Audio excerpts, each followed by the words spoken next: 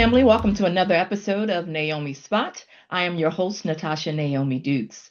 Today, we will be talking women helping women in our Women's Health series.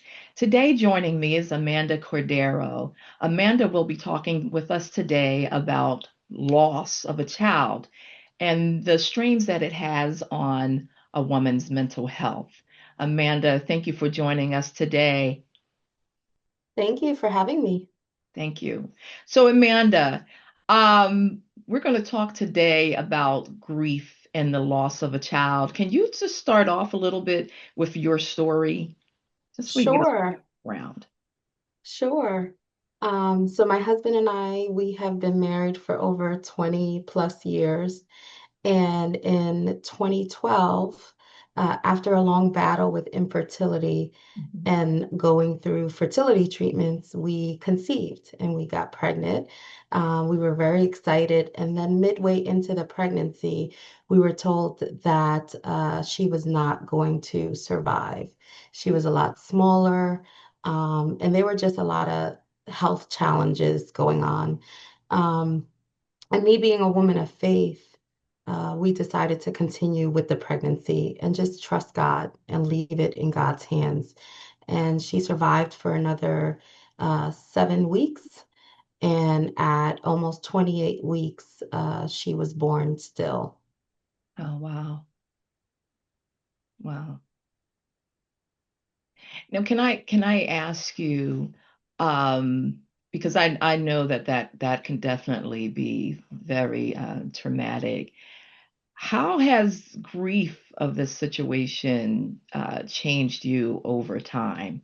And I would say, like, what would you want people to understand about your Mhm. journey? I think it has altered me significantly. I'm no longer the person I was. And I think that's one of the misconceptions is that everybody wants you to go back to the person that you were. Um, and unfortunately, I will never be that Amanda that I was prior, to losing her. Sure. Um, it's changed my life. It changes the way you see life, the way you think about life, the way you do life. It just changes absolutely everything. And I wish people would also understand that there's no stop and end to grief. I Okay. think that we live in a microwave society where people just want instant, right? Instant gratification. And when it comes to grief, because it's uncomfortable for someone to just move on or get over. Right. Um, and, the loss of a child is such a tragic loss. And I'm not saying that every other loss is not, but statistically, it says that the loss of a child is the greatest loss to navigate through. Jeez. Often there's a lot of, mental, and I guess we'll talk about that later too. I don't want to jump forward, but there's a lot of other things that impact um, your health, your mind, when you're navigating through grief. Wow. What are some of the most helpful ways people have showed up for you after your loss? And what kind of responses were like unintentionally hurtful? Because, sometimes people don't know what to say during this time. You don't Mhm. know how to, you kind of tiptoe around things because you kind of want to know what happened, but at the same time, you don't want to offend anyone or, cause them any additional trauma. Yeah, I think the most helpful way people have showed up for me has been with their presence, Okay. not saying anything. I remember I had a friend who went on to be with the Lord, but she just came. She would come every week and she would just sit with me. Okay. And I would cry and she would just be there. You know, uh, Sometimes we don't need any words. It's just the physical presence, just knowing that somebody's there, um, and that somebody cares. I think when I think about responses that were unintentionally hurtful, Sometimes it's family and friends. Sometimes it's the closest people, you know, to you that can sometimes offend you. I know for me, Mother's Day was definitely very difficult for me because I had a stillborn, because my daughter wasn't here on this side. I was often forgotten for Mother's Day. Okay. No one would say, Happy Mother's Day, um, her birthday, sometimes forgetting that. Um, and just family members not being present. And I don't think it was done intentionally. I Right. think that it was just a lot and maybe not causing or not wanting me to hurt. So they kind of like avoided it and acted like it just never happened. Right. Um, and again, I don't think it was done intentionally, but those are the things, that are hurtful. I think when you speak to moms who have lost children, it's like their name. We want to hear their name. You Right. know, they're still they're still a part of us. They're still a part of our story. And Sure. so that's the biggest thing. So let me ask you, and please let me know if this is pushing too much. Um, how how did this affect your relationship? Because I know it had to be, hard on your husband, as Mhm, well. mhm. I think so one thing that I'm learning now on this side, right, is that men and women grieve differently. Hmm. Um, and I think that in the beginning, we were like in two different silos. He was grieving and on his own, and then I was grieving on my own. And I remember one day, um, the grief just like consumed me, and I cried for the first time in front of him. And then he cried with me. And I feel like that was the beginning of us moving from silos to us grieving, together. And I feel like it brought us closer and I kind of understood like, wow, he is grieving, like he does care. Because men don't show their emotions. Yeah, Um, absolutely. and so I think that it brought us closer together. Unfortunately, for some other marriages, it does break them apart. Um, but I'm grateful that with God, we got to always put God in, right? With God, we were able to get through that really difficult season in our lives. Wow. So, you hear parents say that grief does not end, it evolves. Mhm. What does healing for you look like today? So after going through the grief process and after really surrendering my hurt to God, God birthed in me a ministry. And Hmm. I now help other women, other moms who have lost children through Mending Hearts Ministry. Okay. And I believe that that's how grief has evolved for me. I have gone from, grieving to helping other women. Yes. Um, and in doing so, I feel like I've really healed through helping, It's almost because like a sense of, go ahead, I'm sorry. it takes the focus off of me and my hurt. Um, And also, it just brings such joy when I see another mom who, started off with no hope, broken, and now she can smile. Now there's a little bit of joy that came back Yeah. into her life. And so that brings me joy now, and just also keeping her legacy alive. My daughter's name was Aaliyah Faith. Her middle name was Faith because she taught me such a radical faith. I really didn't, I really trusted God in that season. Yeah. Um, and I wouldn't be here if it when I look back, if it wasn't for her. So I'm Yeah. just so grateful. And that's such a beautiful, beautiful name. I just Yeah. wanted to ask you what it sounds like is this situation, your grief actually led you, Amanda, to finding your purpose. Yes, I think that's about absolutely. right. Absolutely. I totally agree. I totally agree. I think sometimes the hard things that we go through in life, they don't feel good at the Hmm. time, and we don't necessarily understand what Hmm. we're going through, but then something blossoms out of the pain, something blossoms Yeah. out of the hurt, things that are in us that we had no idea even existed Hmm. forth in those Yeah. times. Wow, and that, I mean, your testimony is really beautiful. Can Thank I you. ask you this? And again, Mhm. please let me know. That's too much to, I don't want to go that far into things.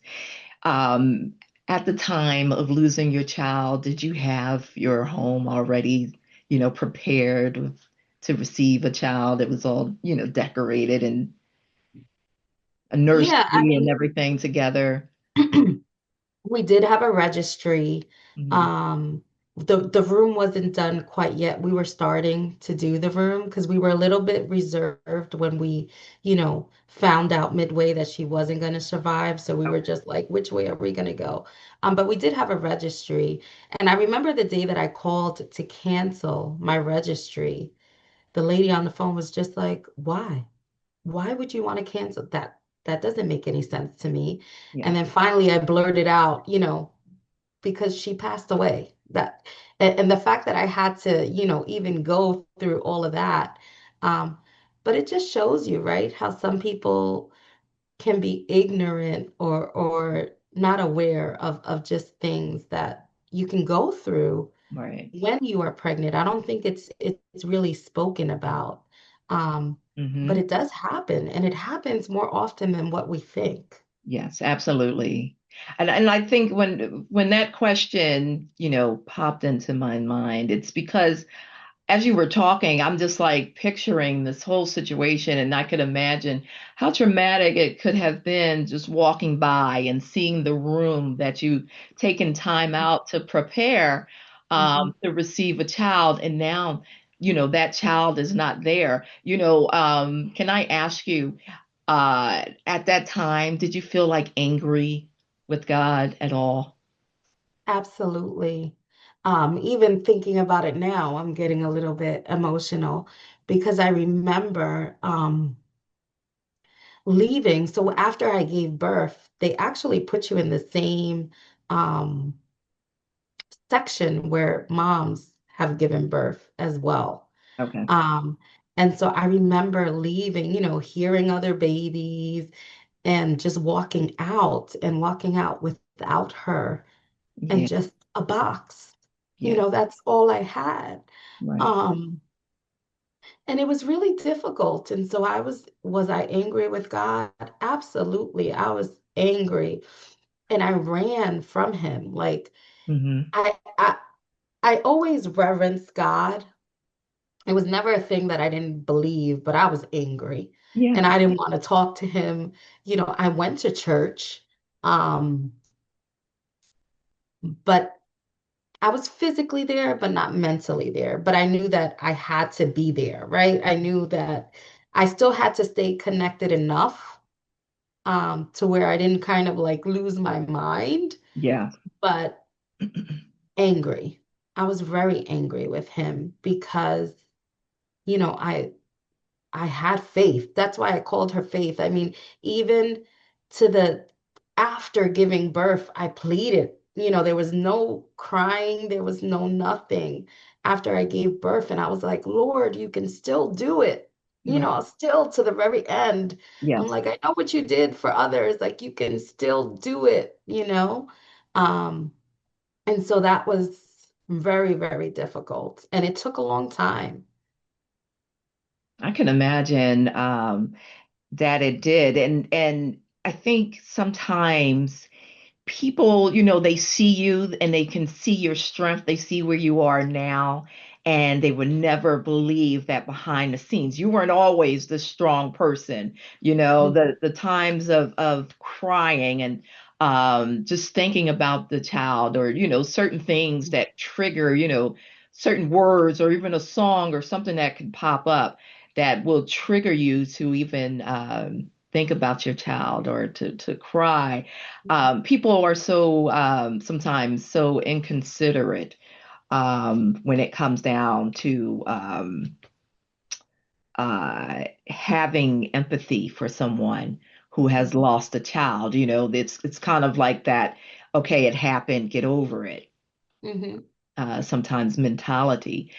But now, with your organization, because you did mention Mending Hearts, with your organization, you guys provide counseling to other women who have lost their children. Is it just through childbirth?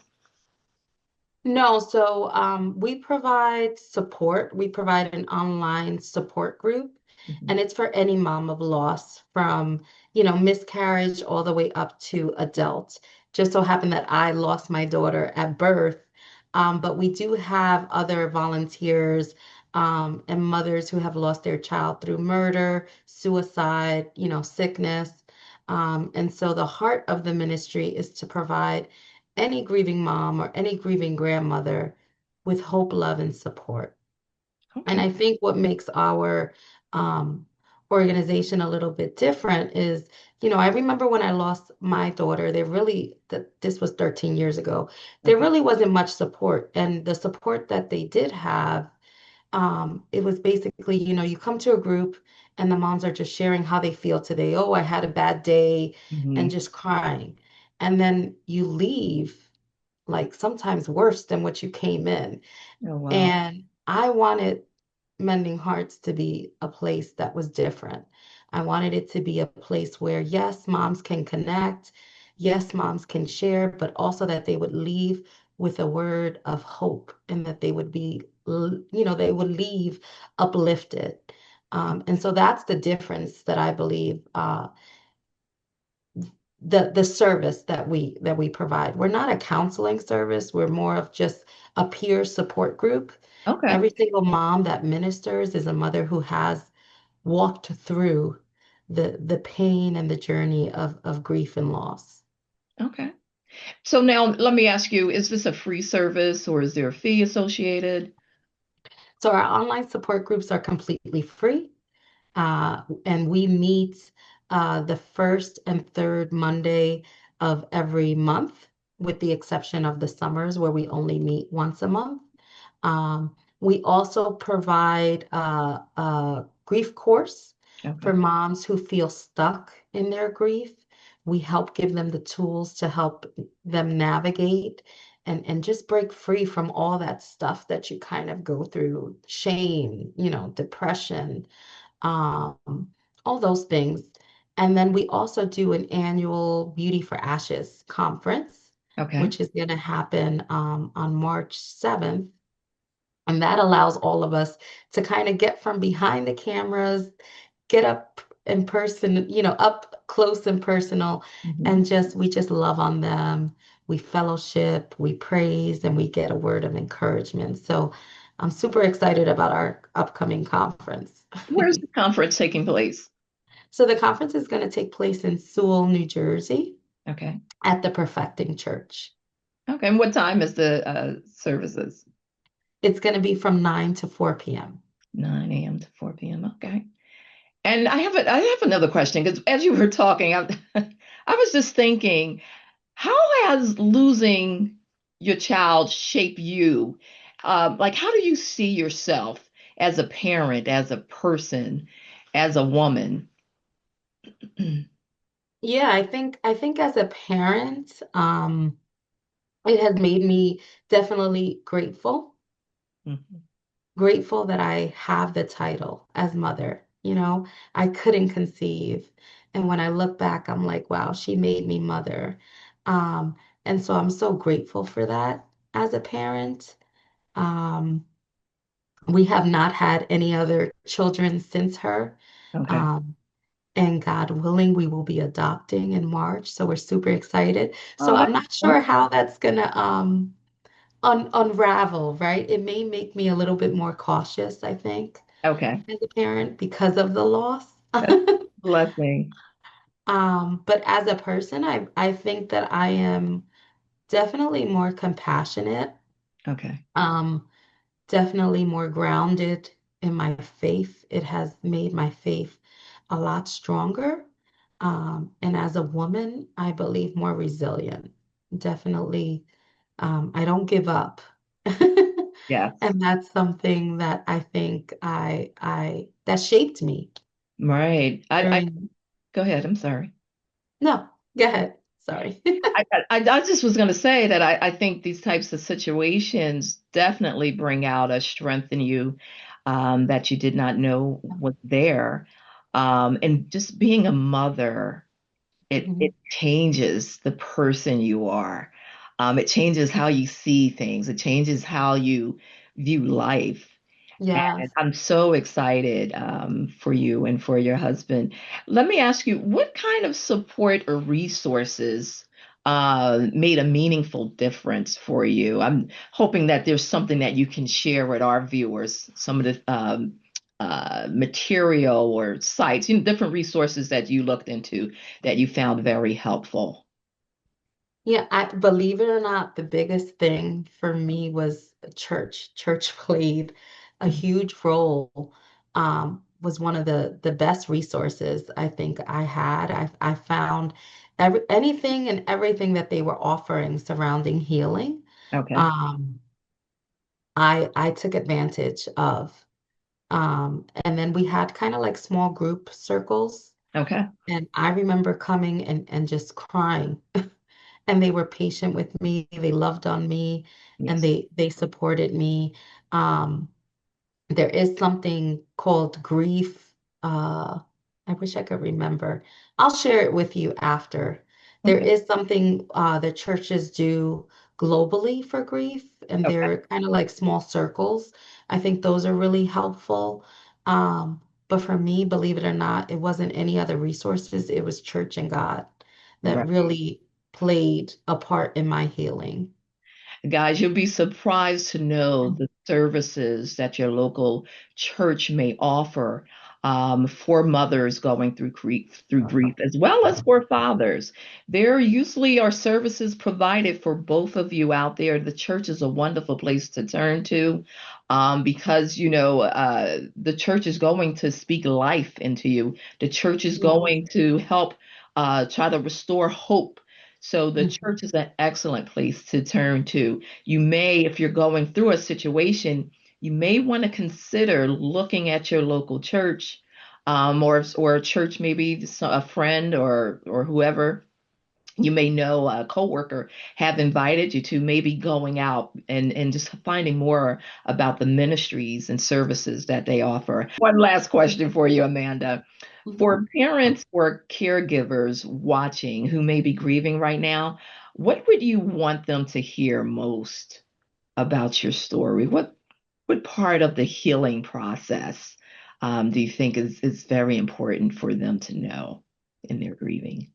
I would want them to know that there is hope, and that even in the midst of um, their darkest days, that God is always present. His Mhm. word says that He will never leave us nor forsake us. And so there will be a day that they will smile again.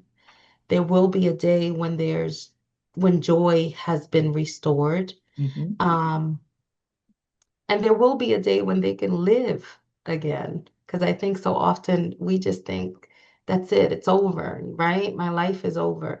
And so I just want them to know that there is hope. That's excellent. I think sometimes in these scenarios where death is involved, I think Mhm.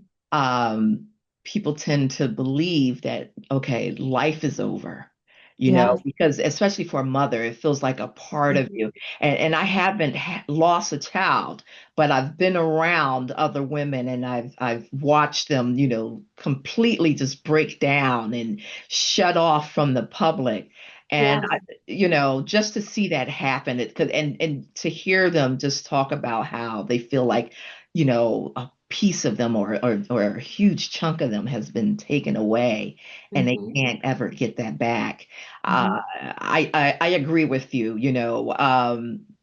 You are not alone in the situation, and also know that. God knows and He's watching. He knows all that you've been through. Sometimes if we just take a moment and just talk to Him, talk about the situation. You don't have to go to Yeah. your friends and because sometimes Hmm. people don't understand and they can be hurtful, in some of the things that they say, as we discussed earlier. But taking things to God and leaving them there, knowing that He will never leave you, He will never forsake you, Yeah.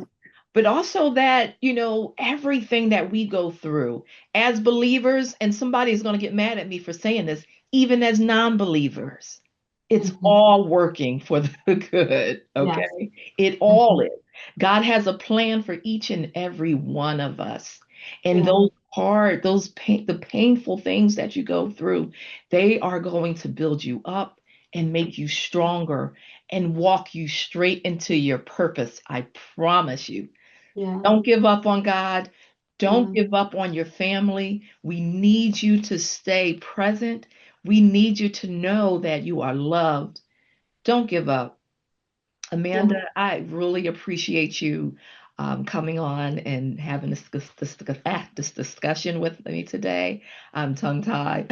But I really do appreciate it. And I understand that, it's hard to talk about it. I know some of the questions is hard, but I really wanted to have you on today because I know there are people who are watching who is going through the same situation, or something similar, and they need to see what it looks like to walk through that process and come out healed and to go through and to turn around and be able to help the next person Hmm. going through. So I really do appreciate you.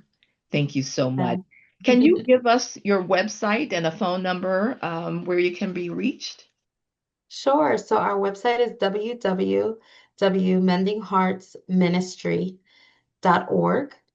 Mhm. And our email is info@mendingheartsministry.org.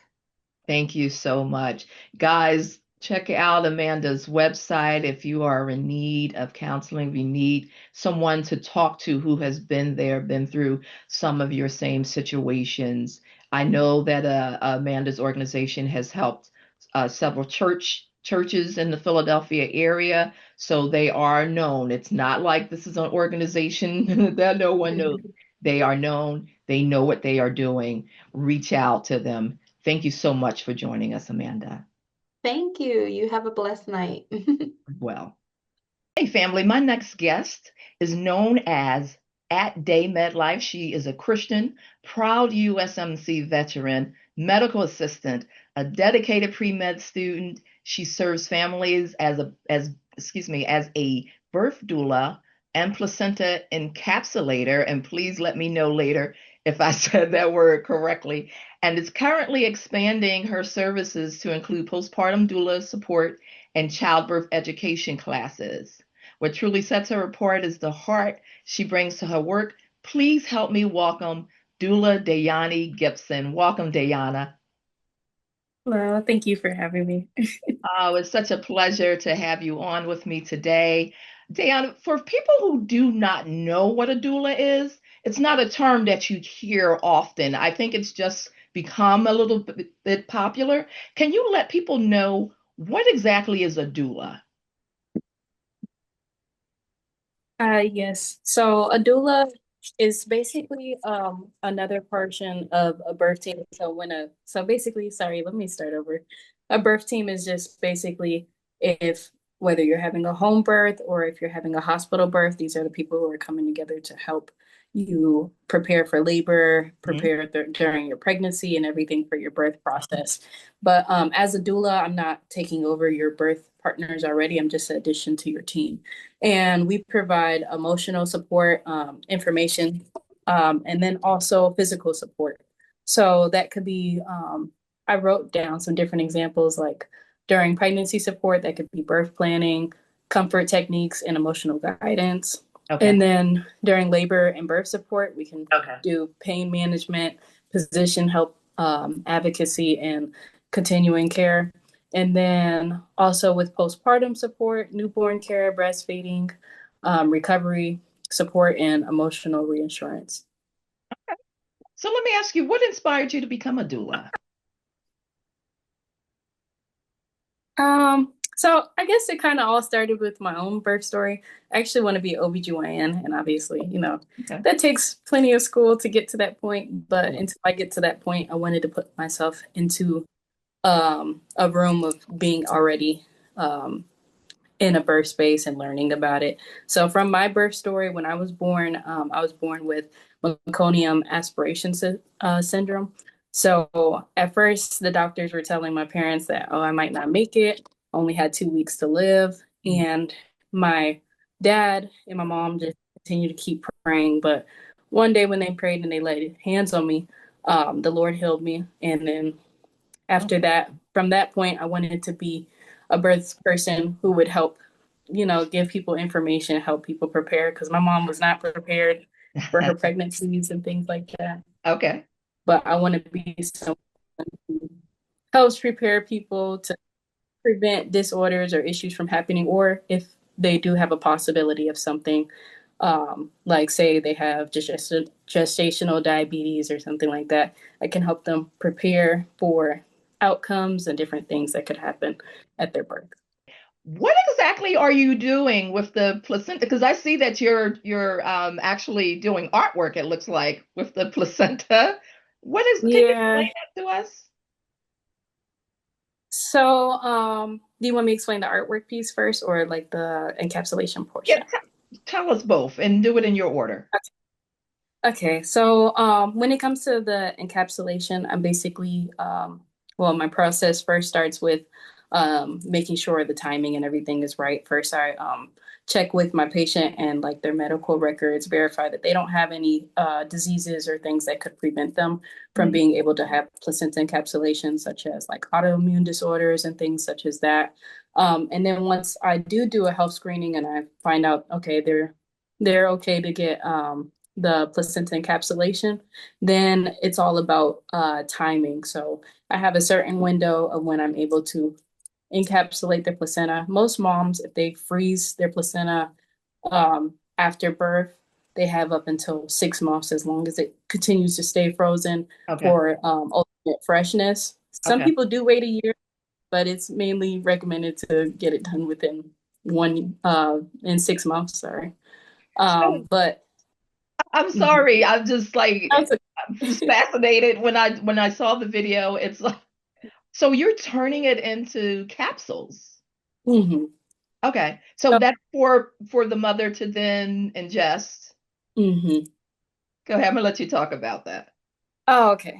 So after I had already done the screening and everything, I usually make them aware of the benefits and everything, such as what placenta encapsulation provides, Okay. and how it can also benefit them. There's different potential benefits, such as hormonal balance, increased iron levels, uterine recovery, reduce postpartum bleeding, enhance energy levels, improve milk production, and postpartum mood support and replenishing of nutrients. Different things can happen for different people. So, but when it comes to actually encapsulating it, after the timing and everything is right, I let it thaw out.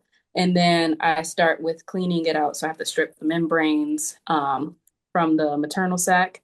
And then I end up actually cleaning out all the blood clots. This process can be a little nasty. My mom watched me do it one time and then she almost threw up. She didn't want to Yeah, be a part I'm of just it. saying, when I was looking at it, I'm like, oh my God, like it just reminded me of chopped liver. Yeah, I kind of, I think, I don't know if it's because I want to be in this birth field. It actually never really bothered me, even from the first time I did it. I Yeah. think when I look at it, it looks kind of like a tree of life. So I kind of think of it as, this is God's version of, the tree of life that's growing in our wombs and everything. I think So it's definitely something you have to be called for. yeah, you definitely do. Because No, none of my, yeah, they said they don't think they could do it. it's actually beautiful. And one of the things um, I do know is that hospitals, they take your placenta and they will Yeah. sell them. So there is a lot of women, viewers, just for you to know, there are a lot of women who are deciding to keep their placenta. And this is one of the reasons why I brought Dayonnie on to talk to you about this, because people are keeping them. They're used. I've seen a woman who plant hers in Hmm. her backyard, around in her garden. She said it helps with the soil. I've seen, people who have kept theirs and they use it as a beauty regimen because basically when the hospitals take it and they sell it to these pharmaceutical companies, that's what they're doing. They're Yeah. using that placenta in beauty products, if you did not know. So, you do have the option to tell them that you want to keep it versus allowing them to sell it. Dayonnie, could you tell us a little bit more about that? Yeah, you do have, so most of the time, like at least for my clients, I provide them with paperwork. So that way, just in case a lot of clients are scared to ask for the placenta, if I'm there at their birth, then I advocate for them and Okay. sure the doctors package it nicely. So that way I'll bring an ice cooler so that way I can keep it good in like good temperature standings and everything. But a lot of people don't know and don't know how to ask or just are scared when it comes time to asking for their placenta because Right. most of the time doctors aren't expecting them to ask. So Yes. they might hurry up and rush away and take it to the back so that way they can use I it. I feel like they're relying on our ignorance. You Yeah, know what they I'm are. saying? It's Yeah. mainly because of just a lack of knowledge. Hmm. Just like the Bible says, people fail because of a lack of knowledge. Yeah. So a lot of women will end up missing out on the opportunity to have like their own personal postpartum recovery because, doctors are going to take it away. They're going to send it off to labs. Some of them get used for like cancer treatments and, Hmm. different things because it has so much nutrients and so much antibodies and everything in it. It can really be repurposed, but a lot of people don't have knowledge about how it can benefit them and how it can give them back what they lost during their pregnancy. Yeah. So yeah, they end up just not caring about it or not thinking too much of it. That's awesome. And I remember I think it was the two twin girls, Tia and Tamara.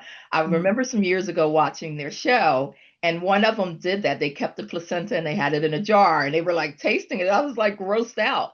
But when I started looking into it, I was like, "Okay." And then like the Kardashians, Hmm. it makes sense for you to keep it versus letting someone take it and sell it and do whatever they're doing with it.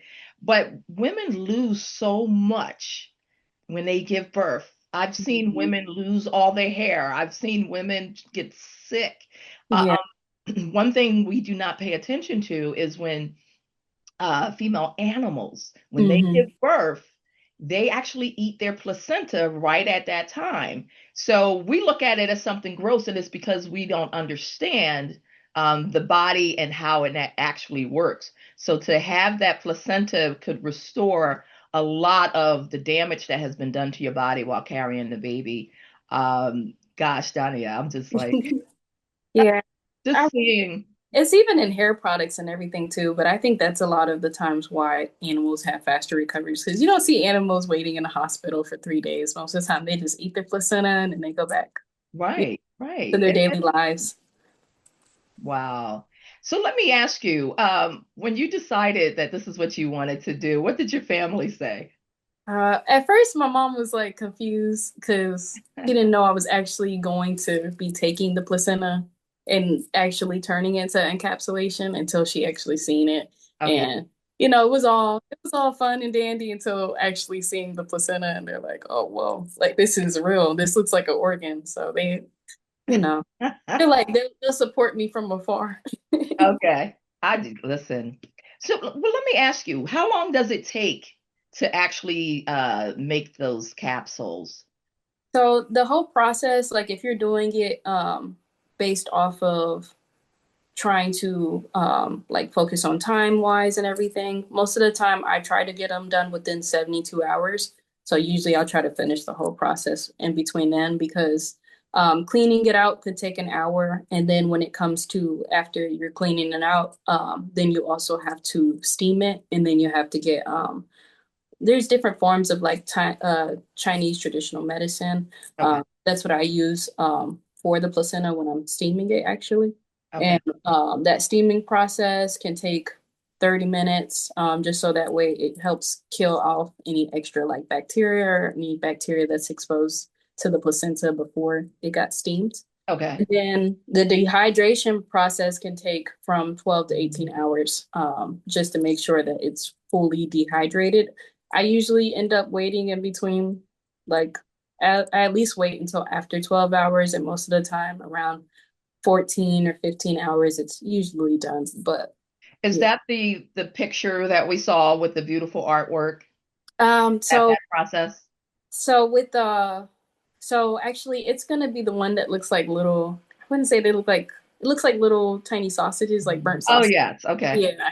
So that's when it's actually dehydrated. And then after that, I end up blending it and making it into a fine powder. And then I have to count out all the capsules. Most of the time, some moms end up having between 125 capsules, or if they have a smaller placenta, it could be like 110. But Wow. most of the time, there's at least over 100 capsules that each placenta can make. So now, does the different sizes kind of relate to maybe the size of the baby? Yes, it definitely does. Because when the baby's in the uterus only expands to the size of the baby. So Okay. as the baby continues to grow, the uterus and the placenta housing around it, it Mhm. will continue to grow with the baby. Oh, wow. So then so the process where you have the placenta stretched out at like the artwork, what's going on with that? Can you describe that to us? Just Yeah, so that's a form of a keepsake, and I have different ones on like the different it's on that video, and I don't know if the pictures will be on here, but with that I usually end up trying to take the print, but I try to be sanitary with it, so I'll take a parchment paper and lay it over there we'll over definitely show the pictures. yeah, and then I'll paint over the parchment paper with food coloring so that way I'm not putting any chemicals or anything on the placenta. And after I actually get the basically the template of what the placenta looks like, I'll then create an artwork from that template. So it's basically for moms to be able to keep we call it keepsakes, but it's basically a keepsake of where their baby came from and things like that. Okay. So how long does something like that last? So it actually can last forever. It just depends on how it's created and depends on who makes it. Like sometimes people do make them with just regular paint Okay. or with the food coloring. You can also seal it. I end up putting a sealant over it. So I'll ask a mom to pick like two colors for what they want to use for their base colors, and then I'll ask them to choose gold or silver. And then that's going to be like before the finishing coat, but it brings out like the shine and stuff in the Okay. artwork. And then I'll spray it with the finishing coat, and I also add their umbilical cord if they do want the umbilical cord keepsake. That's the heart that looks like it's 3D. Okay. That's their umbilical cord, and I Wow. hydrate that as well after I sanitize it. It goes through another sanitization process outside of being cleaned with the placenta. It also has to be cleaned with ceramide just to kill extra bacteria and everything like that. So, Okay. Wow, that is very interesting. Let me just ask you, in your experience, what are the most common fears or misconceptions people have about childbirth? And you as a doula, how do you normally address them? so a lot of women do have fears, like if they have I don't want to say it wrong. I think it's GPB. That's basically the smaller version of it, but it's basically like a gestational bacteria. Um, Okay. but a lot of women believe that they're not able to get their placenta encapsulated from that, and they also believe that their baby might be affected. But when it comes to things like that, it's just I tell them to know what medicines they need to take and what they don't, especially if they're trying to do an unmedicated birth. They still have to go through certain medications now since they do have that bacteria, and Okay. that just solidifies and makes sure that the baby is able to arrive safely. Another fear a lot of women have um, is with medications. A lot of people feel forced by time on Okay. when they should receive medications during their labor and delivery process, especially if they're trying to be non-medicated, but the baby's not progressing. I'm, Okay. most of the time, I'll let women know that they can wait up till 10 hours just to be on the safe side if their water has already broke Okay. and to decide, whether they are wanting to get medicine or not. But most of the time, it depends on certain situations. Some women can have from 10 up to 18 hours just to be on the safe side to decide what medicine, but it just depends on like what progression level they're at. Okay.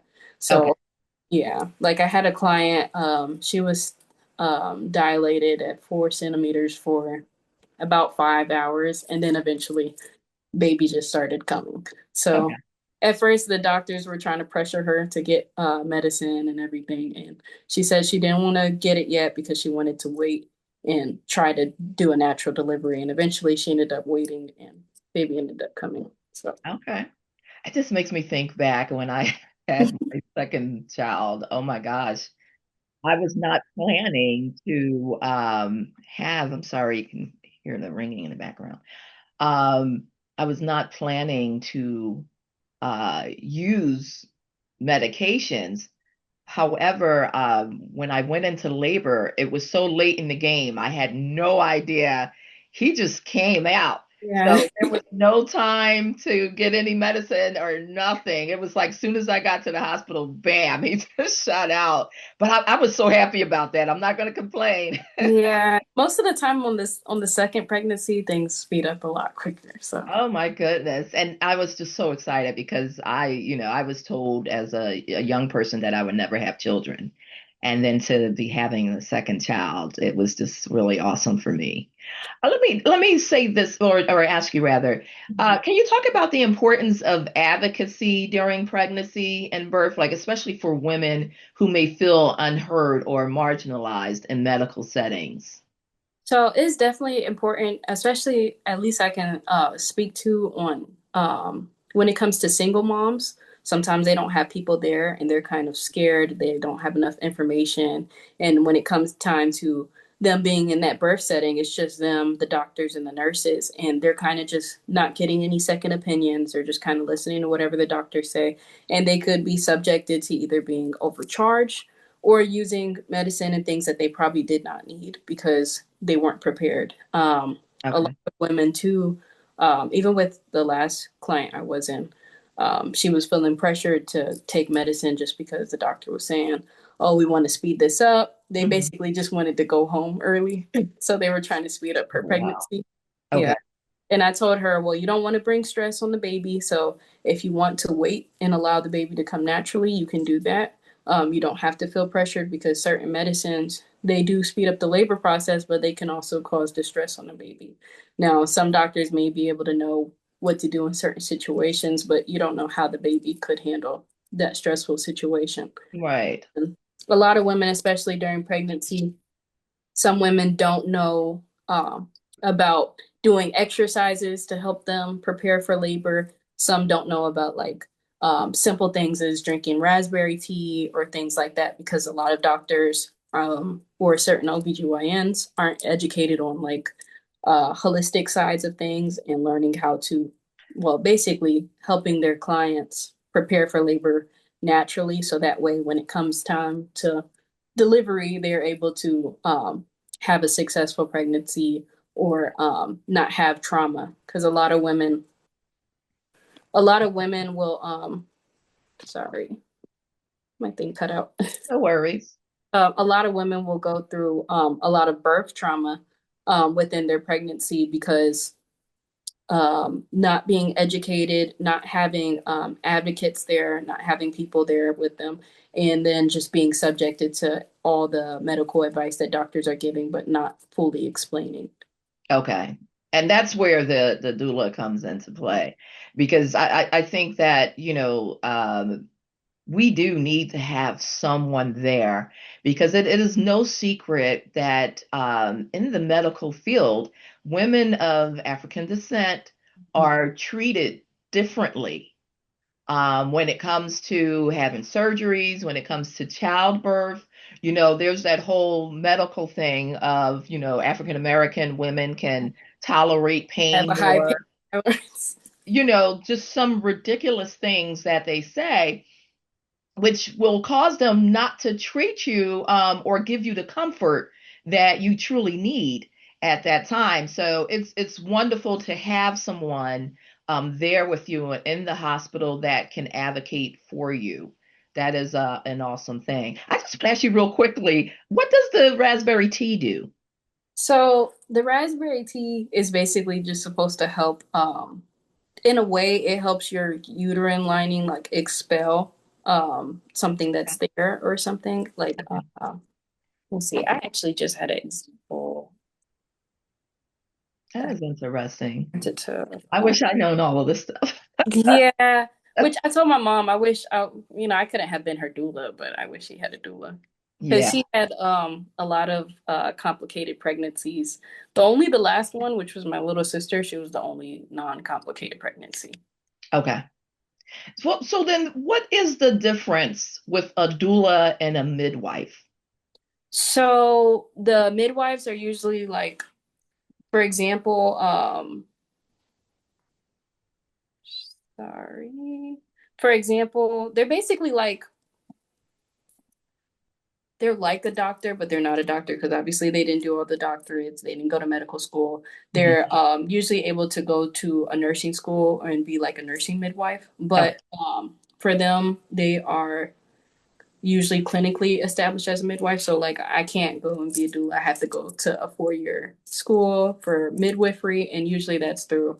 Now I think in Georgia they used to have a regular midwife school where you can go for 4 years. Now they're making it a law where you have to actually go to nursing school to become a Okay. midwife. So they're basically in a form of a nurse, but they're actually able to carry out deliveries on their own and without assistance. So for doulas, since we're not able to do like actual medical advice or offer medical, like we can't treat, like even though I'm a medical assistant, if I'm with a client, I can't take their blood pressure. I can't do medical things. I can only Okay. do all of the physical things. Like if they have pain in a certain area, I can help them relieve it with massaging or things like that. Or I can offer assistance on certain things or suggestions, or but most of the time, if it comes to medical advice, we just refer them to seeking their doctor, their provider to ask if certain things are okay. And it's more of just we provide information on how things work and if they need to know about certain things, we can provide information about things, but we can't give medical advice or do any medical treatment. Okay, got you. So now in reading your bio, from what I understand, you actually are an ex-Marine. Is that correct? Yes. You know what they Can say you when imagine, guys? This look how beautiful she is. Can you guys, you never know who you're gonna meet in the armed forces. yeah. Oh, well, I was gonna say something about that. So, well, before for the raspberry tea thing, Okay. I'm trying to gather my thoughts, but it's basically supposed to help soften your uterine lining. So that way, Okay. it basically just helps you labor quicker in a way where it's not like it's making your labor happen quicker, but it helps when it comes time to, okay, you're approaching like 40 weeks, Mhm. baby still hasn't come, it just helps softening that uterine lining, which is going to help when baby is going to come. So yeah, Okay. I'm trying to explain that in a different way, but No but problem. I do think the Marine Corps has helped with part of me being a doula, especially on the advocacy side, because I'm not scared to talk to the doctors. If a patient wanted a certain thing, I let the doctor know this is on their birth plan. Even when it came to that client who the doctor was trying to pressure her to get a certain medicine and she didn't want it yet, I Okay. had to tell the doctor, I was like, well, we need to wait. Let's hear what she wants. And I asked her in front of the doctor, I'm like, okay, so what did you want to do? You said you wanted to do a natural delivery, right? So do you Right. want to wait? You still have time, so that way they don't feel that it's pressured. It basically, in a way, doulas are supposed to help you feel like you're in control of your birth. Okay. So, That's awesome.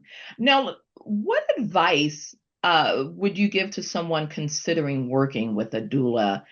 And if you can kind of let our viewers know like the types of questions they should ask to help them choose the right one for them. so when it comes to deciding what type of, because there's different type of doulas. Some people will work with a birth doula, or some will just only work with a postpartum doula. But I definitely think it can make a difference, especially with when it comes to emotional support. A doula is able to provide, reassurance, encouragement, and a calm presence, and help reduce anxiety and fear during labor. So if it's a person who's very anxious, maybe it's their first birth. A lot of people who it's their first birth, I do recommend that they find a doula because a lot of the things that when it comes to information, you're not knowing what to search up. You're just kind of doing Google searches or YouTube. Right, right. So if it's someone's first birth and they might have fear of certain things like not preparing their body completely or not knowing how to do certain exercises or doing them like correctly so Okay. that way they can help with labor. When it comes to postpartum guidance, a lot of women don't know how to breastfeed, and there's not like, always a manual or something. They can try to find some online tips, but Mhm. it also helps having a familiar face because usually um, when you're a doula for someone, you end up becoming, I would say, like their automatic friend who's there just to help you. They're there to support you, especially if you're already feeling like you're not getting support in your birth process, or if it's a big thing like single moms. Most of the time, they don't have either family support or if they're like in certain religions, maybe their family might have cut them off. Um, Okay. I had a client before, their family just didn't want to show up because she was a single mom and she wasn't married and things like that. So it Okay. was just more of people who need support because they feel alone and they feel uneducated. Okay. Got you. And so I did see a video of you online where you're just like laying in bed. It's like like you're actually having the baby as well, because you're waiting for, along with the patient to have the Uh, baby. And you're like up in the middle of the night. oh yeah, I think that was so I did like different ones like get ready with me. So um with that, usually if the client was by themselves, I could wait and probably stay in the little uh couch area. Okay. But most of the time, if they have their families with them, I just go home. It's a little far for me because I usually have to go to like Atlanta hospital or something.